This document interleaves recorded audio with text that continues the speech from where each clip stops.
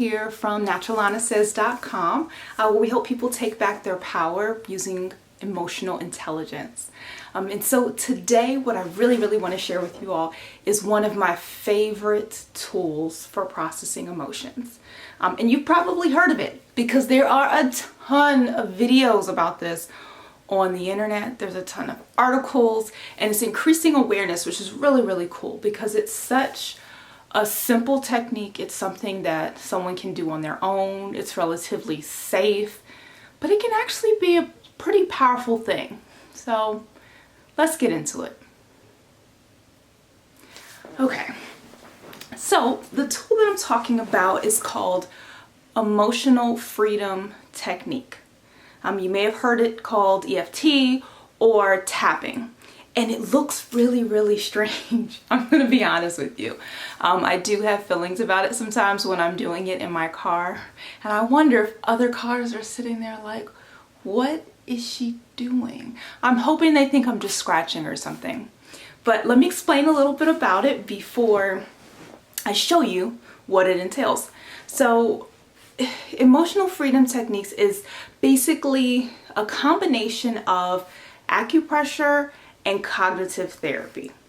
And so, but why do we even care that we combine those two things, even though both of them have been shown to have their own positive effects for people and for their well-being? Well, let's take it back to stress.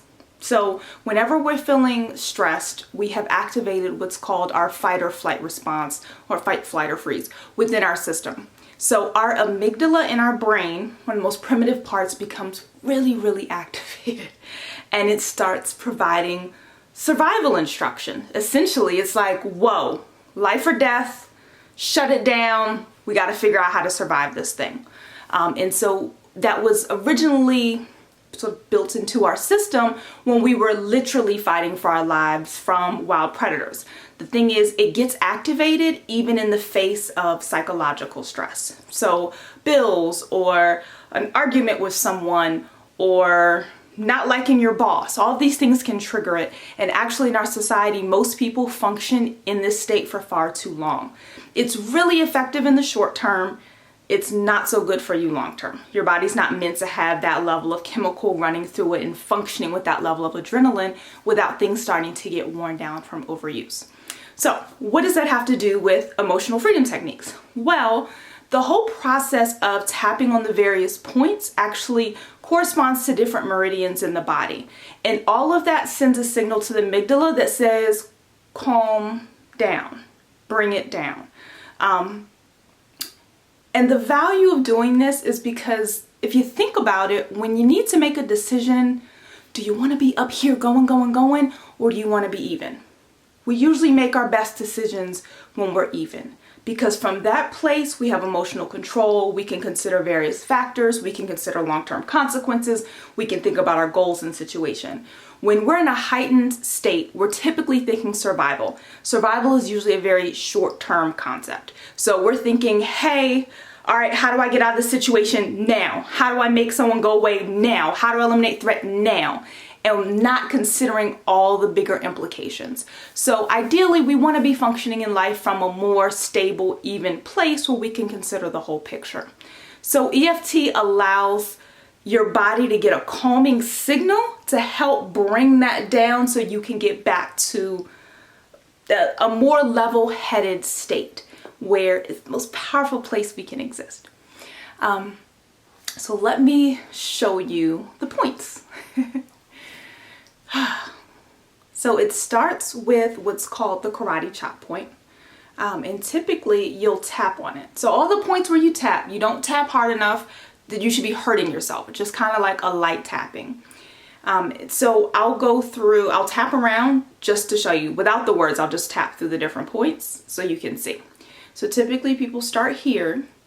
And then in the way that I was trained, you go to kind of the back of the head. It's kind of like the back middle. You tap there, then inside the eye, brow point they typically call it, outside of the eye, under the eye, under the nose, under the mouth, right in that chin crease point, what they call the collarbone point. You don't want to hit your collarbone. I did that for a while. It hurts. I don't like it. And I would hate that point. So it's like right below there. Then right under, it's kind of like bra strap. If you're a lady, for a guy, just kind of estimate it's right there. And then right here. Also, you can do it like this. So I'm showing just doing sort of the one-sided part of it. Some people you'll see do both. I find myself doing it on the go. So typically on the go, I don't have both hands to just be whapping on myself. So I'm just picking one. So the way that it works is that here on the karate chop is what they call the setup point.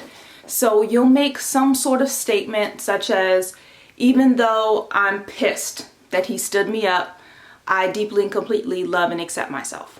So it's a statement of, even though I feel or am experiencing this thing that I feel like is negative, I still, and then some form of self-affirmation. You still love yourself. You still appreciate yourself. You still value yourself. Still feel worthy. All of those things. Because you want to have that combination, because what we want is both. It's not about making you bad or wrong for whatever you're feeling or experiencing that you see as negative. It's about recognizing that and also recognizing the truth of how you are affirming yourself. Okay, so typically you'll do that 3 times. So even though I'm angry, I deeply and completely love and accept myself. Even though I'm angry, I deeply love and value myself. Even though I'm angry, I still love and appreciate myself. So something like that. And then you'll tap through the points. In my training, I was told that you want to at least get in there maybe 5 times. I never count. I just tap. I just go with it. And so for that part, what we call a round is when we go all the way through all the points one time. You want to express how you're feeling, like really in an honest way. I hate that that happened. I'm so angry. I can't believe that happened. That's what you want to do for the first few rounds, however much. And that allows you to, so that's where we kind of get into the, I think the cognitive therapy part along with acupressure. Obviously the acupressure part is the point at which you're tapping yourself. That's the acupressure part. The cognitive therapy part is where you're beginning to verbalize what's going on with you. So what I find that happens when I do it is I actually start processing better. When I start from a place of acceptance, saying, all right, this is how I feel, I can't believe it, I can't stand it, like just no judgment, just getting it out. After a few rounds, I can start transitioning myself. So I can start getting to the point of being like, okay, I recognize that I'm upset, I want a solution. I wonder what a solution could look like. You know, that was horrible, he shouldn't have done that, but let me think about my power. Where's my power? Where's my responsibility? What can I do now?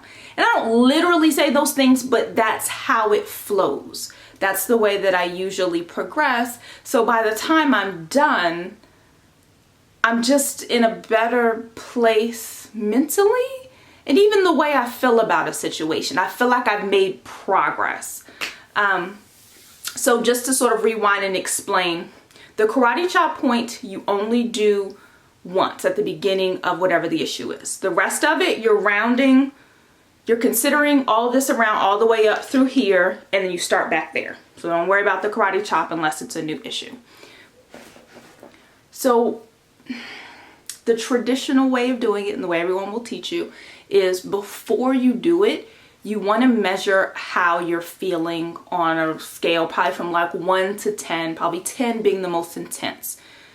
And then after you've done it for a few rounds, you want to check in and measure again. The reason why is because something happens called the apex effect, where once you go through the process, you feel better, and then you're kind of like, hey, I didn't feel that bad anyway. What was that?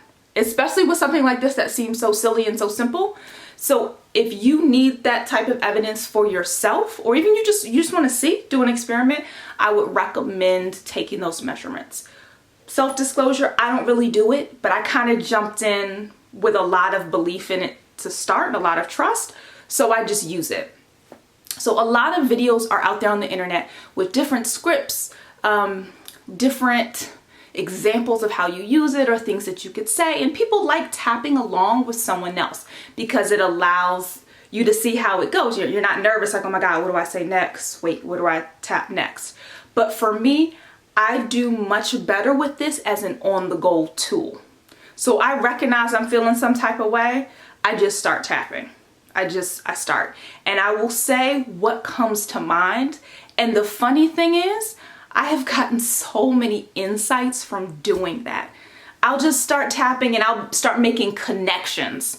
Like, oh, it wasn't really about me being angry. It was really I didn't feel heard. Or it wasn't that the trash wasn't taken out. It was that I'm feeling really, really nervous about this party this weekend.